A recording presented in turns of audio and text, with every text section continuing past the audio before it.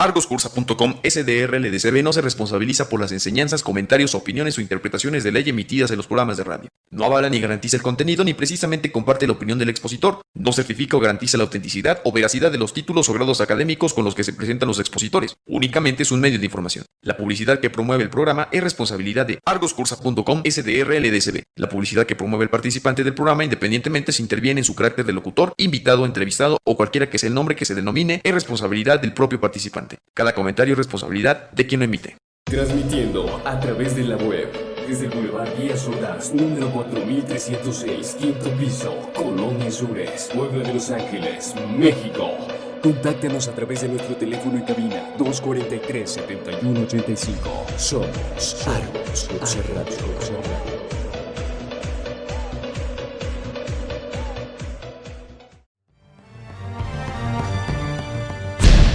Esto es Visión Fiscal. Escuchando lo que le interesa. Iniciamos.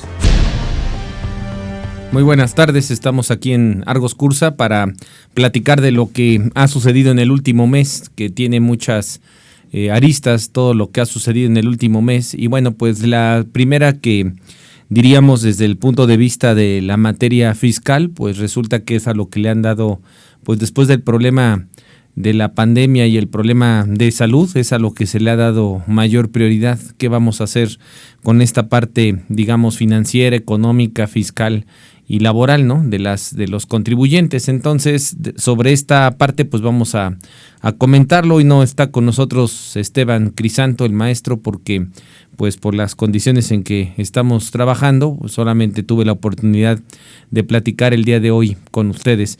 Y bueno, pues tenemos aquí varias cosas apuntadas, ¿no? Y dentro de lo que tenemos aquí apuntado es, bueno, pues cómo asumir este problema. En primer lugar, habría que ver si el sistema, el Estado, tendría la obligación de intervenir en las actividades económicas y participar, como muchos están pues solicitando que participaran. En los medios de comunicación se hizo mención de que hasta qué punto aquel domingo iba a participar el gobierno para que pues las empresas no se vieran afectadas.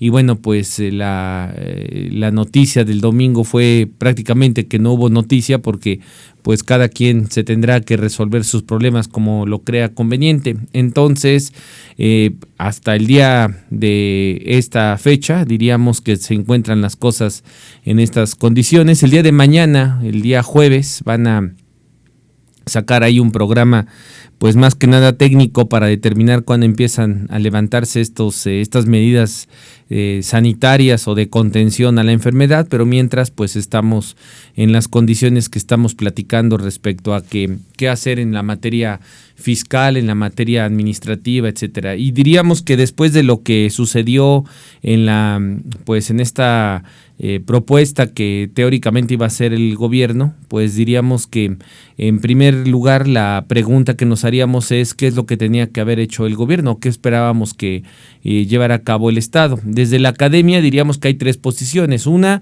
no hacer nada, que eso es lo que hacen los estados de extrema derecha o los estados liberales, ¿no? Es decir, dejar que las cosas pasen en sus condiciones normales desde el punto de vista de la economía. Hay que considerar que para esta concepción de, digamos, desde Adam Smith hasta Milton Friedman, pues el asunto es la libertad de que se lleven a cabo las cosas de la economía libremente sin que el Estado intervenga, que las leyes económicas son leyes así como que de la naturaleza, y por lo tanto pues se van ahí acomodando las cosas entre la oferta y la demanda. Por lo tanto pues no habría que intervenir, y ese es el punto de vista más de extrema derecha, más de un Estado liberal, de los famosos Chicago Boys, que si alguno de ustedes recuerda que estuvo mucho de moda en la época de los 80s y los 90, los famosos Chicago Boys, pues eran aquellos estudiantes de economía de la universidad de aquella región, donde lo que implementaban pues eran economías de liberales, ¿no? Y bueno, es gracioso, o digamos es paradójico, mejor dicho, decir que economías liberales y la economía que más protege a las empresas desde el punto de vista de los países del primer mundo, pues es Estados Unidos, que es la que más protege a sus empresas, y resulta que aquí estamos hablando de algo totalmente innovador o algo totalmente distinto, que es esa economía liberal que se implementó en los 80, en los tiempos de 70, desde los 70 en los tiempos de Pinochet en Chile, después en los 80 en los tiempos de Colombia, en 90 en México, en los 80 y 90 en Perú, y bueno, pues ha ido implementando esta economía liberal donde pues se dejan las cosas a que se vayan llevando a cabo como se considera conveniente, y bueno, pues ese es uno de los primeros puntos a debatir. Otra posición sería una posición intervencionista, es decir, de izquierda, donde la economía pues se vea de alguna manera apoyada por las políticas públicas del Estado, donde el Estado intervenga en la economía, donde incluso haya actividades propias del Estado para impulsar la economía, y que bueno, pues esta es una política de intervencionismo de la cual bueno, pues también existe y es válido que se lleve a cabo en esa función. Y luego hay una función intermedia que es un trabajo de asistencialismo, donde lo que va a suceder es que, como su nombre lo dice, pues se va a dar asistencia a la economía, no se le va a dar, digamos, pues oxígeno, pero sí se le va a dar por lo menos ayuda para que pueda subsistir, y bueno, pues es una posición intermedia. El gobierno mexicano es una posición de izquierda, pero pues paradójicamente desde el punto de vista estricto de la academia, pues tomó una decisión de derecha, dejando que por lo menos hasta el día de hoy la libertad económica sea la que vaya acomodando las cosas. Y lo peligroso de esta situación es que la economía, como lo decía Adam Smith, el sistema económico liberal, el único problema que tiene son la enfermedad que pudiera tener, pues es generar monopolios, y los monopolios lo que hacen es reventar la economía, reventar el mercado, y entonces ellos son los que dominan sobre ese mercado, son los que dominan sobre los precios. Y bueno, pues uno de los inconvenientes que pudiéramos tener es precisamente el hecho de que estemos pensando en cuestiones meramente de libertad económica, cuando pues en teoría deberíamos de estar buscando, si no a lo mejor el paternalismo, o como le dice Chomsky, el Estado niñera, que ayude y que cobije a la actividad económica, sí, por lo menos pues algo de asistencia es lo que se pedía que se pudiera llevar a cabo. Eso lo hicieron algunos estados, ¿no? Algunas entidades federativas sí lo llevaron a cabo, pero en el caso del gobierno federal, pues hasta la fecha no ha pasado nada, y es uno de los temas que habría que considerar. Vamos a una pausa y continuamos.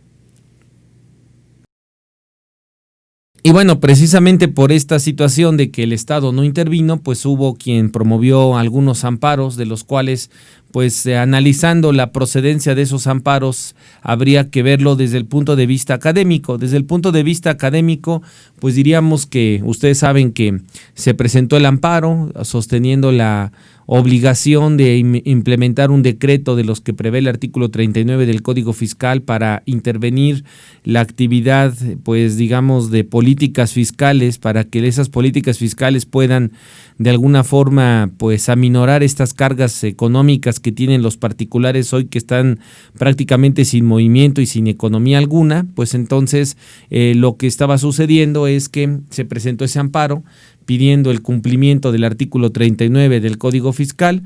Se otorgó la suspensión en San Luis Potosí por un juez que conoció de este asunto, y después, bueno, se modificó en un domingo, un lunes, se resolvió la queja, donde en esa resolución pues modificaron o revocaron esa decisión, y que bueno, pues al final del camino diríamos que desde el punto de vista técnico, pues habría que considerar que los amparos contra leyes eran solamente cuando existían antinomias, es decir, disposiciones administrativas, regulaciones en general que sean contrarias a la propia Constitución. ¿Por qué existió esta posibilidad de promover este amparo? Bueno, porque a partir del 15 de noviembre de 2017 resulta que la Corte resolvió un tema pues trascendental, porque de alguna manera permitió que los amparos contra leyes fueran también contra anomias legislativas, es decir, contra la ausencia de una disposición legal. Normalmente lo que nosotros sabemos y lo que aprendimos en la escuela es que los amparos contra leyes, pues eran contra o versaban sobre antinomias, es decir, contradicciones entre la Constitución y las disposiciones legales. Hoy ya no es así. Hoy también, a partir de esa fecha, se permiten el poder promover un amparo contra, de los denominados amparos contra leyes, contra la ausencia de una norma legislativa. El problema de esa ausencia de normas legislativas pues se ha ya analizado mucho en la doctrina, en Costa Rica, por ejemplo, en Alemania, desde luego, en Colombia. Se ha desarrollado mucho en la doctrina el concepto de la anomia legislativa, y la anomia legislativa se ha clasificado como para poderla tratar de comprender, y entonces encontramos anomias legislativas tácitas y anomias legislativas expresas o explícitas. Las anomias legislativas tácitas son las que se deducen de una disposición legal, como vendría siendo pues alguna en donde no se determina directamente quién es la autoridad que tiene que emitir una norma y no lo ha hecho. Entonces hay anomias tácitas, precisamente que se presume que el Estado tenía que haber intervenido en la implementación de alguna regulación y no lo hace. Entonces hay anomias tácitas. Luego tenemos las anomias expresas, donde efectivamente hay una regulación donde dice tal o cual sujeto, tal o cual autoridad que vendría siendo para el amparo la autoridad responsable, es la que tiene que emitir esta resolución en los términos que correspondan y emitir, digamos, una regulación, una ley, un reglamento, etcétera, y ahí estamos ante la presencia de anomias expresas. Muchas de las ocasiones las anomias expresas se desprenden de las disposiciones transitorias de alguna ley. De hecho, el antecedente de este asunto de la Corte del 15 de noviembre de 2017 versa sobre una reforma constitucional donde hay una anomia expresa en la cual se obliga al Congreso a dictar una determinada ley. Entonces, ahí había ya una regulación, un parámetro para hacerlo, un plazo para llevarlo a cabo. Un ejemplo más, digamos, ajustado a la materia fiscal y administrativa, que es a la que a veces podemos más o menos encontrar algún ejemplo, es que ustedes recuerdan que el año 2019 se implementó un transitorio en la Ley de Ingresos para permitir que se estableciera un programa de regularización y de condonación de multas de la famosa ley antilavado. Había un plazo para que se emitieran unas reglas de acción, unas reglas para intervenir en este procedimiento, y esas reglas pues prácticamente se emitieron después, no se emitieron en el plazo que establecía esta reforma a la Ley de Ingresos. En ese caso en particular podemos nosotros observar que pues si no se cumple con un plazo para emitir una regulación, pues ahí estamos ante la presencia de una omisión legislativa expresa, donde prácticamente se estaba obligando a alguien a que se diera el cumplimiento a una determinada regulación, una ley, una disposición, y que bueno, pues finalmente no se llevó a cabo. Entonces, el asunto es que, regresando a este tema de la exigencia del artículo 39 del Código Fiscal para que se estableciera alguna regla respecto a este tema, pues la Corte ha sostenido que lo que sí es viable es la procedencia del amparo por omisiones legislativas expresas, no tácitas, y pareciera que uno de los problemas que existen es que aquí en el artículo 39 pues era una omisión más que nada tácita y no expresa. Prácticamente era una facultad, pues se asume que es discrecional de las autoridades, y bueno, pues al final del camino solamente quedó en un intento, digamos, de poder promover un amparo por estas vías que al final, pues digamos que no ha prosperado. No significa que no se haya resuelto a favor, habrá que ver qué pasa, pero bueno, esto surgió entonces con otro tipo de amparos, con otro tipo de resoluciones, y bueno, pues hoy tenemos varios ejemplos ya en toda la República respecto a amparos de este tipo, que al final, bueno, pues habrá que ver qué dice la Corte. Desafortunadamente, por los plazos de un amparo, pues esto se verá hasta dentro de un año, año y medio, cuando finalmente pues este tema pudiera ya haberse cambiado la situación jurídica, y al cambiar la situación jurídica, posiblemente por el simple paso del tiempo, pues esos amparos de alguna forma se vayan a sobreseer. Sin embargo, pues ahí está ese esfuerzo que se está haciendo y que tiene que ver con pues tomar decisiones respecto a este problema de esta pandemia. Vamos a otra pausa y continuamos. Y bueno, pues ¿qué hacer ante este problema pensando en que pues el amparo hoy está en controversia, pensando en que el Estado no quiso intervenir y que por lo menos hasta el día de hoy no ha hecho ninguna intervención al respecto. Bueno, pues el siguiente punto sería, bueno, ¿qué es lo que pudiera hacerse? Yo creo que lo que habría que considerar son 3 escenarios. El primer escenario es el que tiene que ver con la situación económica, la situación financiera de las empresas, hasta qué posibilidades pueden soportar pago de proveedores, el pago a sus asesores, a quienes los ayudan a salir adelante de el seguimiento de sus actividades, el pago, desde luego, los sueldos y salarios. Entonces, todo esto es como que una parte que tiene que ver con una cuestión pues meramente financiera, que muchas de las ocasiones esa la resuelve cada quien pues en sus propias condiciones y en las propias características de donde se encuentre la forma de resolver sobre esta situación meramente financiera. Luego tenemos una situación laboral, y la situación laboral pues tiene que ver con hasta dónde hay una capacidad para hacer frente a este pago a los trabajadores, cuánto se les puede alcanzar a poder llevar a cabo el cumplimiento de estas obligaciones, porque finalmente también hay que recordar que una relación laboral pues también tiene que ver con un acuerdo de voluntades, independientemente de lo que establezca desafortunadamente la ley. Sabemos que aquí en México y en América Latina en general pues tenemos muchos problemas en cuanto al cumplimiento de la ley. Entonces pues pareciera que con todo lo que se ha estado analizando respecto a este tema, pues diríamos que el tema del laboral pues queda muchas de las veces en la voluntad de las partes. Entonces, bueno, pues ahí habría también que analizar qué es lo que se puede hacer en relación con este rubro que tiene que ver precisamente con otro de los segmentos que son afectados y de los cuales hay que tomar una decisión, que vendría siendo la cuestión eminentemente laboral. Y luego tenemos otra, que es la cuestión fiscal. Y en la cuestión fiscal, pues ya habíamos comentado de antemano el amparo que se había promovido, ya hemos comentado también el asunto de que pues esto va a representar una repercusión, digamos, económica para las empresas financieras, que no le va a poder permitir hacer frente al pago de sus de sus contribuciones, pero pues al final del camino lo que vamos a tener enfrente, lo que vamos a poder observar es que esto nos va a permitir decir que al final del camino pues esto representa que cada quien tenga que tomar las decisiones que desafortunadamente se tengan que tomar. ¿Qué pudiera pasar en el caso del incumplimiento, por ejemplo, a la presentación de las declaraciones de los particulares? Ese sería el primer punto a debatir. En el caso, pues habría que dividirlo entre las obligaciones de seguridad social y las obligaciones en materia de los impuestos federales. Y bueno, pues ante esta situación de no cumplir, digamos, porque la situación económica así lo amerite, porque la situación de la empresa así lo represente, bueno, pues entonces habría que ver esos dos panoramas. Un panorama que tiene que ver con la autoridad fiscal federal que controla las contribuciones centrales del país, digamos, y la otra pues que tendría que ver con el seguro social. En el caso de lo que viene siendo los adeudos fiscales en cuanto a los los federales del Servicio de Administración Tributaria, pues diríamos que esto va a representar que si la ausencia de la presentación de las declaraciones, ¿qué va a tener como consecuencia? Pues pueden haber muchas consecuencias.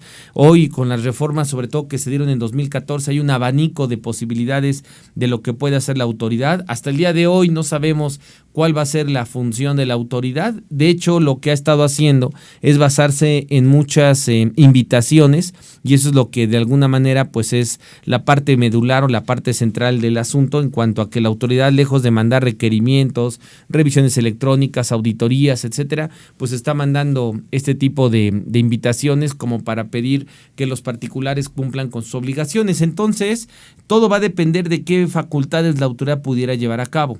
Primero diríamos que existen las invitaciones, después existe que la autoridad pueda ejercer facultades de comprobación y entonces pues mandar una auditoría a ese contribuyente, y luego la otra es pues ejercer, digamos, facultades de gestión. Y cuando hablamos de facultades de gestión, ¿qué podría hacer la autoridad al respecto? Pues ahí diríamos que se pueden presentar dos situaciones principalmente. Uno, mandar requerimientos para que el contribuyente presente sus declaraciones, y dos, el asunto de que pues al presentarse, al ser ausente en la presentación de las declaraciones, pues el riesgo que puede haber es la revocación del certificado del sello digital.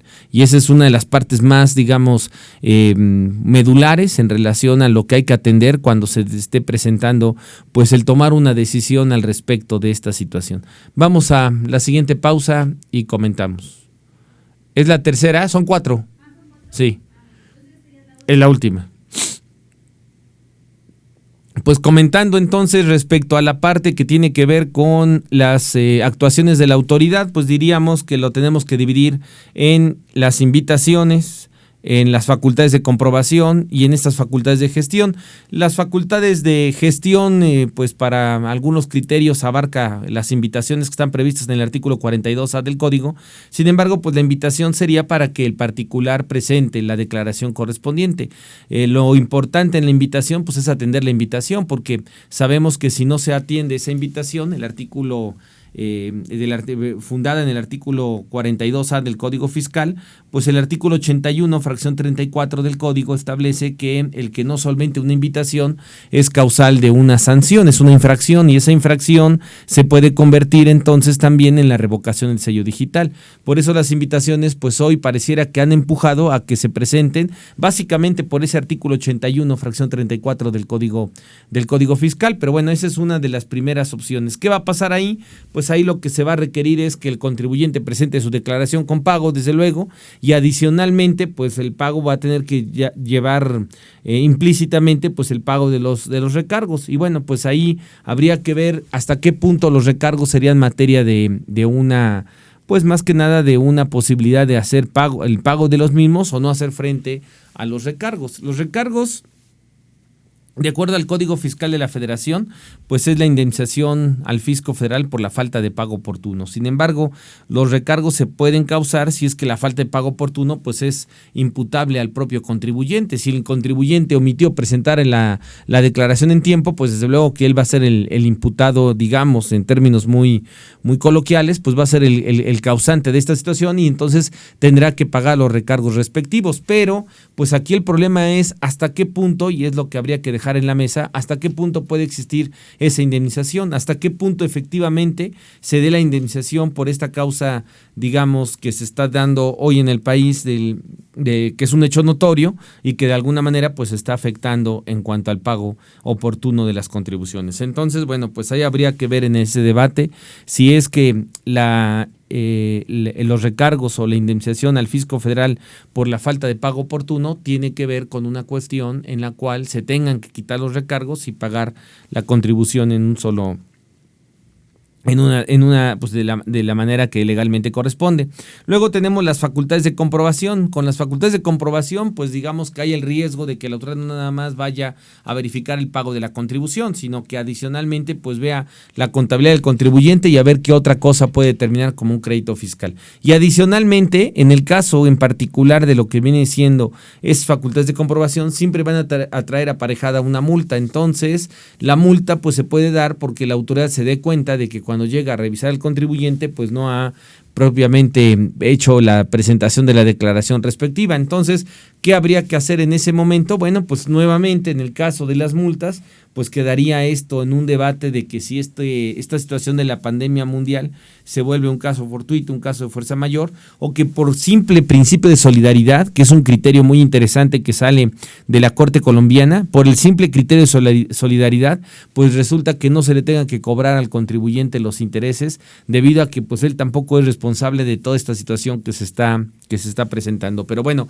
ahí está, digamos, la posibilidad de que las multas y los recargos que se determinen por una auditoría, pues puede ser materia esto de un medio de defensa por estos dos rubros que estamos comentando, que tienen que ver primordialmente pues con la posibilidad de que la autoridad mande un requerimiento, una revisión a los contribuyentes.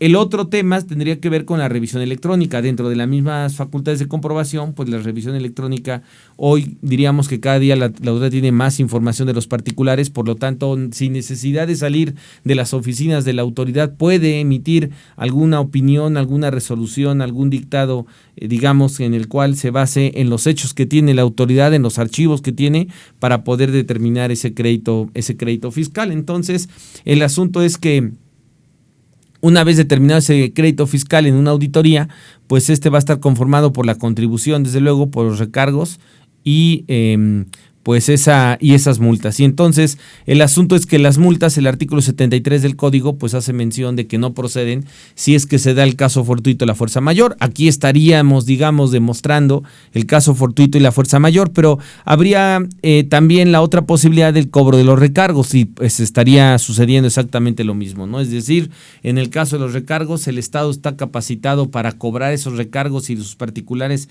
para hacer el entero de esa contribución, y ese es uno de los grandes problemas que habría que ver si es que se presentan en algún momento en las controversias en las propias condiciones en que hoy pudiéramos decir que la autoridad ejerce esas facultades de comprobación. Y luego tenemos las facultades de gestión, y en las facultades de gestión, pues la parte más delicada es que la autoridad, por no solventar la invitación, porque resulta que la autoridad observa que no se presentó la declaración o que la declaración se presentó en ceros, pues el riesgo que existe en esta parte de las facultades de gestión es que la autoridad pueda revocar el certificado del sello digital. Hoy hay una reforma en 2020 que tiene que ver con el artículo 17H del Código Fiscal que habla de la revocación del sello digital. Hoy hay un artículo 17H bis que establece ya pormenorizadamente todo un procedimiento para la revocación del sello digital. Y bueno, pues yo creo que uno de los grandes inconvenientes serían hasta dónde la autoridad puede revocar los sellos digitales, como lo estuvo haciendo a finales del 2019, que a diestra y siniestra se estuvieron revocando sellos digitales. Hoy ya no es así por la reforma del Código Fiscal, porque necesitan una serie de pasos que llevar a cabo la autoridad para que pueda fungir